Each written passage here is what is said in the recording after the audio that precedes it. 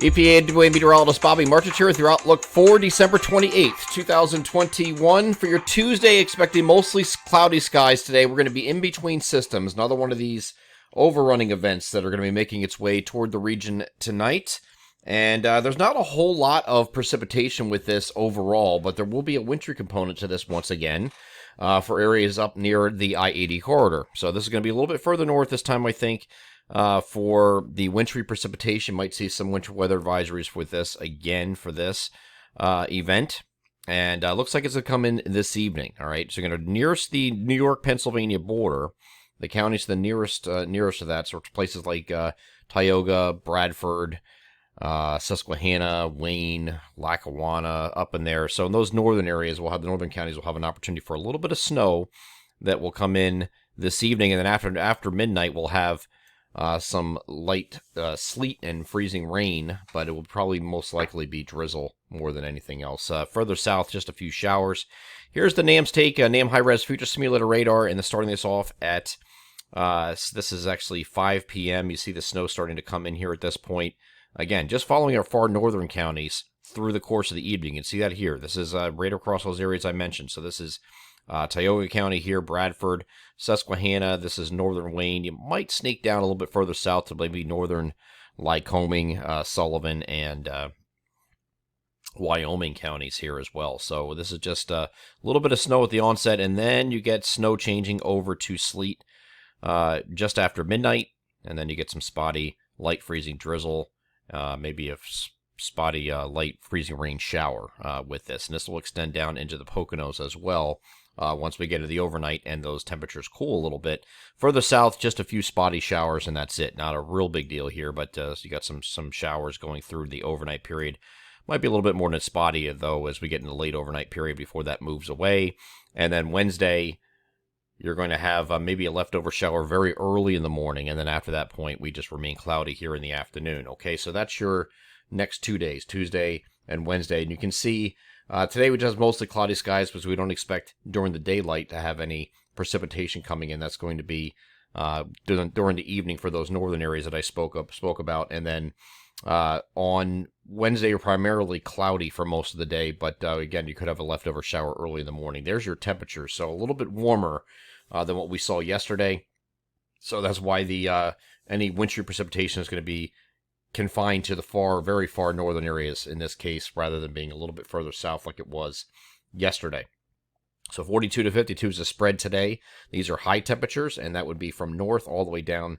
The 52 would be down here by the Philadelphia metro, points south and east, and then the same thing here for the spread here on Wednesday. 42 to 49 is the temperature spread we're looking at for Wednesday. So after that point, again, we're remaining cloudy here on Wednesday. Then we have another system coming in that's going to bring a few showers in the overnight period Wednesday night into at least Thursday morning. Now, the latest NAM that's running here is just keeping us in the morning, and that's it, okay? And then after that, we start to clear out a little bit. Later in the day, we have some partial clearing. So we're going to kind of go with that idea that we have maybe a shower left over here in the morning here on Thursday, and then we might have some partial clearing very late in the day or maybe in the evening. But then we set up a partly cloudy day here on Friday, again, in between systems. The next system we'll have to watch comes in here on Saturday, and the latest run of the GFS is very similar to the European model, which I'm showing you here, that ran today. So this is bringing some periods of rain here during the day on Saturday, and that goes into Saturday night. And then it starts to really dig in the trough behind this. Now, we have an incoming trough here for the 3rd that's going to set up actually Sunday night. This will be Sunday night into Monday. We're going to have an incoming trough that's going to bring a lot colder air than we have seen recently. And that's going to be the start of the pattern change week. Okay, now I've been talking about January 3rd being the day. We are going to have a couple days where we go below average, slightly below average, starting on the 3rd. And then I think right around the 5th, 6th, 7th time frame, somewhere in there, most likely 6th and 7th we're looking at, we're going to have another reinforcing front come through. And out ahead of that, we'll have temperatures warm to near to slightly above average levels. That's exactly what we have listed in our long-range outlook, so this is not a surprise. But the pattern from the upper air standpoint will be changing on the 3rd, okay? It might not be a realized effect because you're going to see, okay, well, why are we still in the 40s here when the pattern supposedly changed. Well, it will, but if you're looking at a snapshot over a longer period of time, it's certainly going to be colder than average most of the time going forward through the month of January, okay? This is the start of it. So with this trough digs in, this area of low pressure here near the Carolinas is going to come up the coast. Now, how far does that come up the coast here is the question. And you see the European model is grazing our south and eastern areas with some accumulating snow out of this before it takes off on Sunday night. Is that possible? Yes, it is. And as a matter of fact, here's the GFS doing the same thing. Here's Saturday with that rain. And watch as I move this forward to Sunday, you get this energy digging down here in the southern U.S. and the southeastern U.S. here, and this area low pressure moves up the coast. And again, it's those same areas a little bit further northwest than the European model has it, which is interesting because the GFS is typically a more progressive model, but it has some snow on the northwest side of this. If this low can dig and develop like that, we have a legit possibility of some accumulating snowfall for parts of the area. Where that is, we don't know yet. Is this going to happen? We don't know that yet. It's still something we're looking at for next Sunday night. So we got some time to look at this.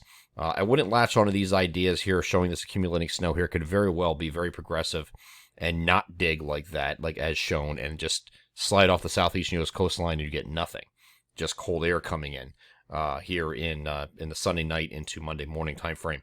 So we'll watch that very closely. Again, it's several days away, a lot of time to look at it. The ensembles are kind of like mostly leaning against it, so I wouldn't really get too excited just yet.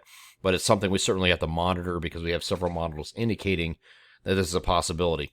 And this is just right now at day 6, so a lot of things can happen in that amount of time. All right, just keeping an eye on it for now. But we do have colder air, much colder air coming in here on Monday next week. We're going to have temperatures back in the 30s for highs, actually lower 30s, looks like in a lot of places.